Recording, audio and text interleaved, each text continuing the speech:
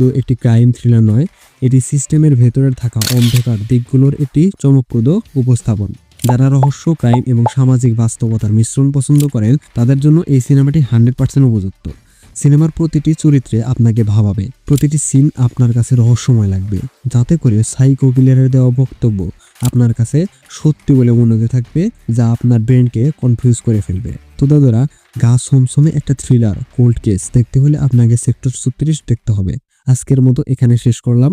Cinema দেখার পরে অবশ্যই আপনার মতামত জানতে ভুলবেন না। সিনেমার সমাপ্তি কিছু দর্শকের কাছে হয়তো সন্তোষজনক নাও হতে পারে, কারণ যেহেতু একটি বাস্তবসম্মত সিনেমা, তাই আপনার প্রত্যাশার বাইরে গিয়েই সিনেমার প্লট শেষ হবে।